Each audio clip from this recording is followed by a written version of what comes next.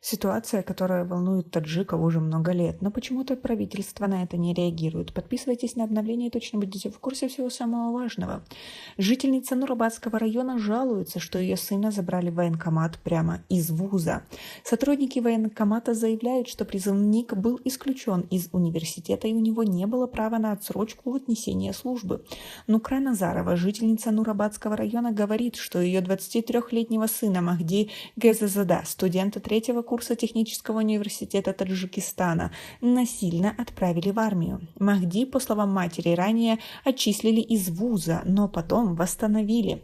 В пятницу 28 апреля его задержали у входа в технический университет и отправили сначала в военкомат района Рудаки, потом в военный комиссариат, расположенный в 82-м микрорайоне Душанбе, а оттуда в воинскую часть. У моего сына рана на ноге, из-за чего в прошлый раз медкомиссия его признала негодным к службе.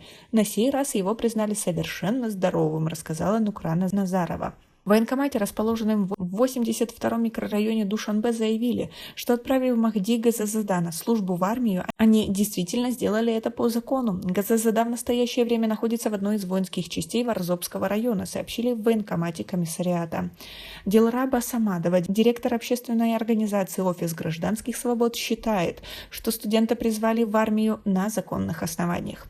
Отчисленный студент даже после восстановления в вузе подлежит призыву в армию.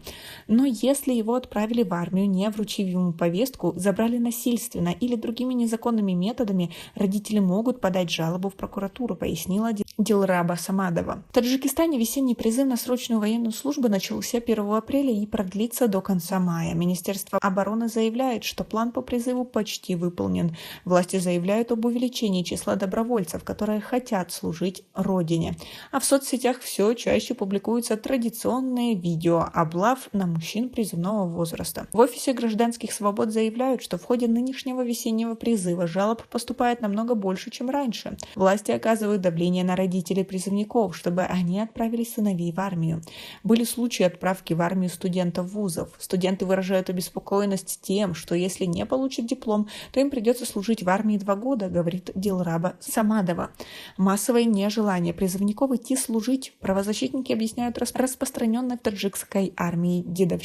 24 апреля в социальных сетях появилось видео дедовщины в таджикской армии.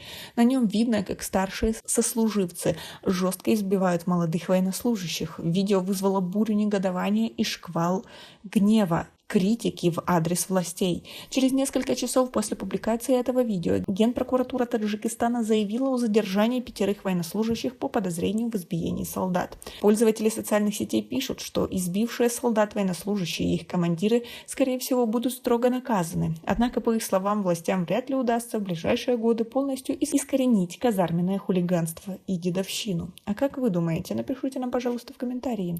У нас пока на этом все. Оцените наше видео подпиской и лайком. До скорой встречи!